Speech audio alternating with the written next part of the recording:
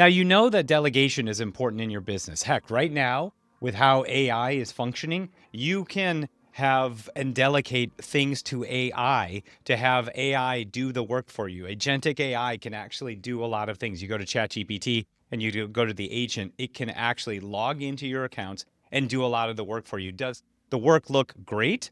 Does it look beautiful and the way you maybe want it? Not necessarily, but this video goes into detail as to how you need to still be able to go through those processes. Even if it's not perfect, those processes that you go through, the ownership, the ability to pass on tasks are so vital for growth and scalability in your business. You have to stop trying to hold on so tight.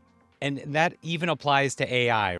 So let's dig in and talk about this right now. So let me tell you the fastest way to stall your business. Basically, it's when you delegate like a control freak. You hand out tasks, you stack managers, you add meetings, but somehow nothing ships. Does that sound familiar to you?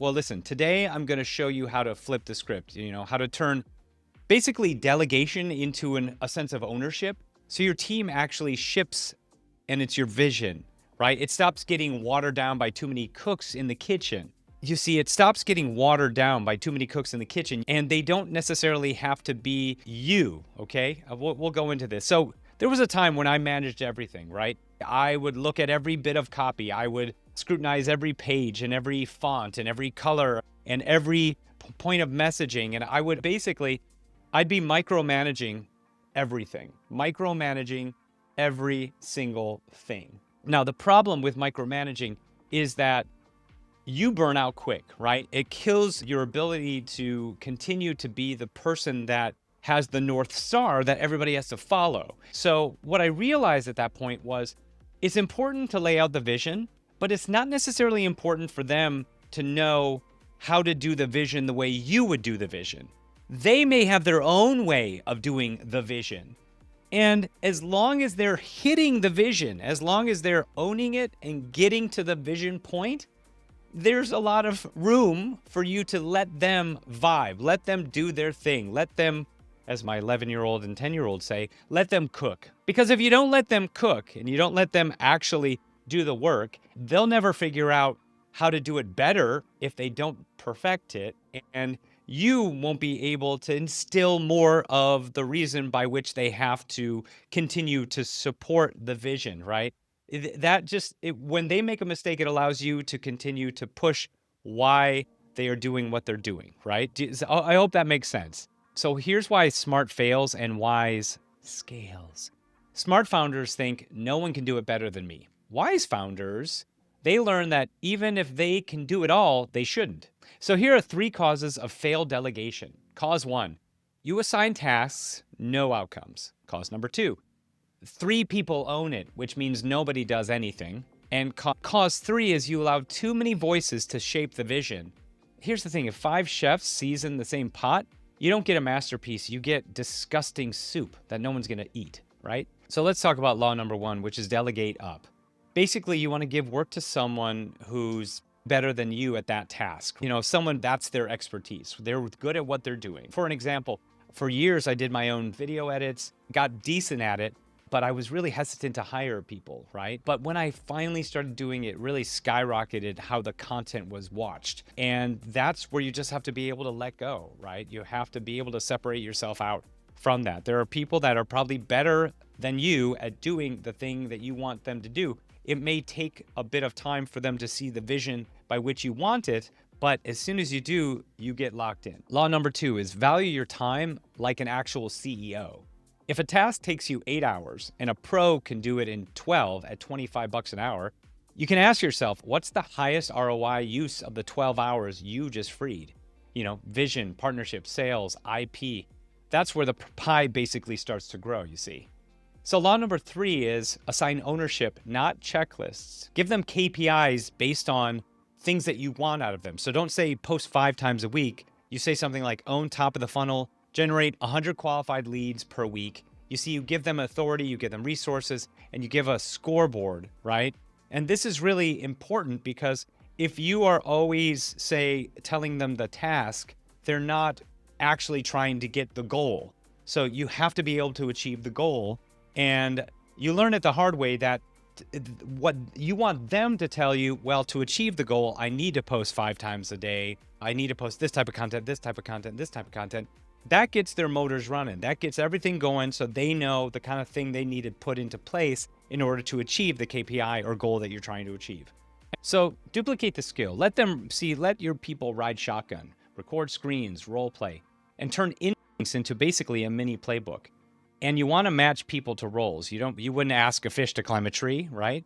You know that front desk loves people, biz dev absorbs friction, ops loves order. Okay? Now, also inspect until you basically trust. So micromanage the process, not the person, until the process is baked, until it's perfect, then back off. And here's the thing, once we started adding SOPs to our business, that's when we also started a lot of growth. Because we were able to have a process that was working, we had to unfortunately let a team member go, that new team member could take up the process right away. You also want to be blazingly clear, right? So you want to define the outcome. What does done mean, right? Define guardrails. What's your budget, brand, legal? Define autonomy, right? Decisions that they can make without you. You want to set check-ins, right? When and how we measure, right? So we'll do a daily stand-up. We'll go into a sauna to look at a sauna every single day to know what they did yesterday, what they're going to do tomorrow type of thing. Clarity is kindness, right? Ambiguity, that's sort of not only passive aggressive, but it's going to confuse you or them. If you don't have clarity, it's going to confuse your people. What not to delegate? All right, here's the thing. Keep your hands on the heartbeat of your brand. Keep your top relationships close. Own big negotiations and crisis moments. Sell high-ticket approvals. Shape the sales culture of your main revenue lever. Speaking from my own experience, when you start to let that go, it can derail where you're going and your customers can sense it and feel it. Now, I know there's a thought of sometimes when you're trying to attract different customer base and you go into a different direction, or if you have investors who come in and they want a different direction to take, or maybe you're bought out of your majority shares in your company, right? And they want to take the direction a certain way. Oftentimes, it's about what you're willing to release and how you can also paint and help that new vision if the vision aligns with also your belief system, what you see as the future of your company. If you see that and you can understand that, then it's okay to let go a little bit of that heartbeat as long as everybody is in tune. You can step in. Think about where you can personally step in to the business. For an example, I love doing the webinars, and so I oftentimes give insight on the webinar strategies that we're doing for our business. I give them the how to turn cold traffic into warm traffic using different things like the webinar sprint method, meeting them at the cycle of dilemma that they're at. So I like to still have my hands in some of the pot, and that's fine because then they can also see and grow in those areas as well. People avoid delegating because they're afraid it'll get messed up.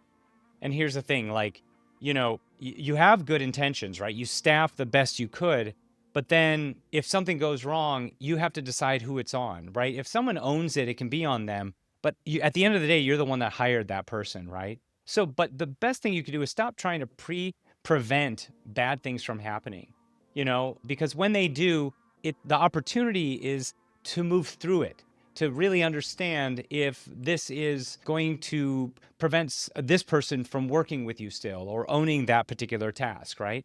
By being able to look at it, assess it, and then move on from it, that's true growth, and you're able to face those issues together. So don't be afraid of the accountability, face it head on. Leadership isn't doing everything. It's protecting the vision and placing ownership at the levers. Fewer cooks, clear recipes, better food. If you want sharper voices and real ownership systems, come into my school group. It's not another noisy group. It's operators who actually move the needle.